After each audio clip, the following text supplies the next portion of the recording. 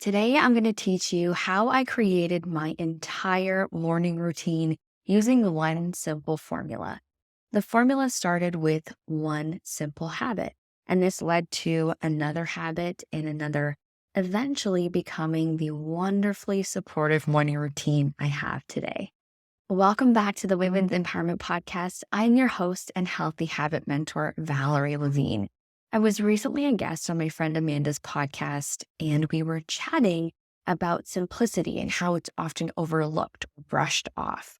Yet some of the most effective strategies are the simplest ones. Why is it that we overcomplicate things and in turn end up self-sabotaging?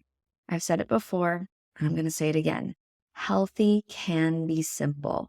The strategies are not complicated or complex, but they do take time. And that is where a lot of us struggle. We want to go really big right at the beginning, and then we want to go all out first thing. But this isn't sustainable.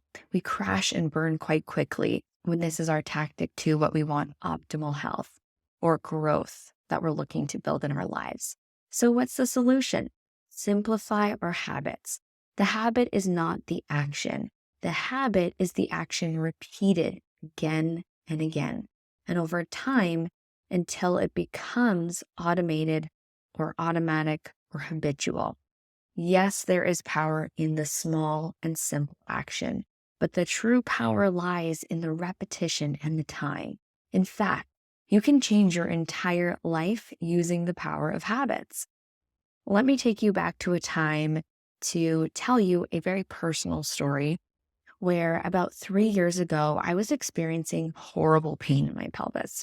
At first, I thought I was getting a bladder infection, something that I've had in the past.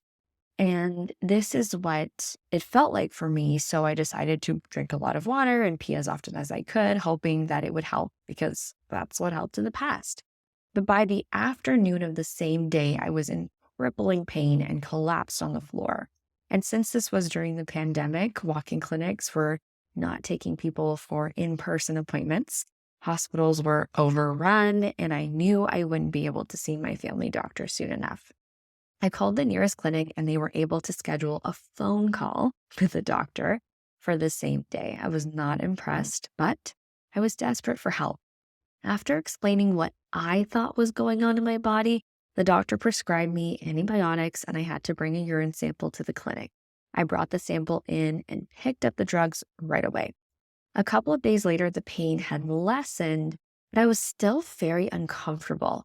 And this is unusual for a bladder infection when I've been taking the antibiotics. After about a week, I received a follow-up call from the walk-in clinic doctor who told me I didn't have a bladder infection from the sample, but they did have some concerns with the sample that I originally sent in, and I needed to bring in another one, so I did so right away. This was 3 years ago, and I still haven't heard from that walk-in clinic for an update about that second sample.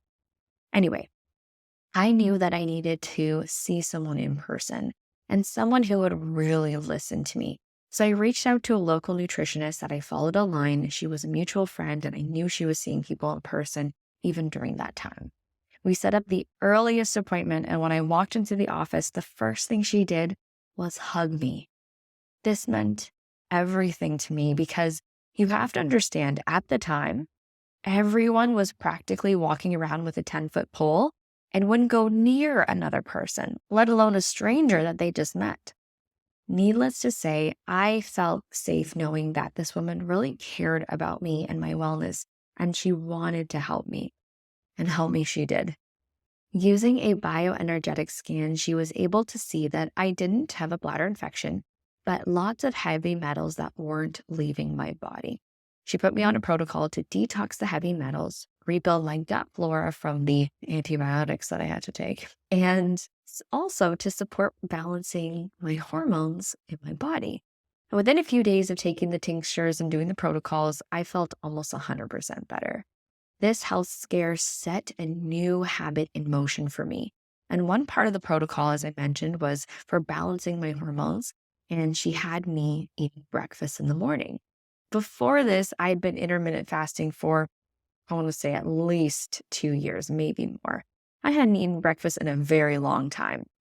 At first, it was a bit of a struggle. My body was so used to not eating breakfast, so I decided to use a specific habit stacking formula to help me eat in the morning. The formula is after I do the habit I need, I will do the habit I want. The habit I needed was to eat breakfast, and the habit I wanted was to drink coffee. And if you know anything about balancing hormones, starting your day drinking coffee on an empty stomach is a real big red flag for maintaining or creating balance. But if I could eat something before, this would really support me. I wanted the coffee bad enough that I started eating breakfast almost immediately upon waking. Over some time, I eventually started craving food, both physically and mentally, because one, my body was getting used to eating and wanted food. And two, I was looking forward to eating breakfast because I knew there was some sort of reward for finishing it, and I could have my beloved coffee after I ate. The health scare was the motivation to get me into this action or to get this action started. But it was the habit and the habit stacking formula that helped me build this morning routine. When I recognized how well this specific formula was working for me, I decided to add in another habit of drinking 250 milliliters or 1 cup of water or more in the morning, which evolved into drinking greens and electrolytes before my breakfast.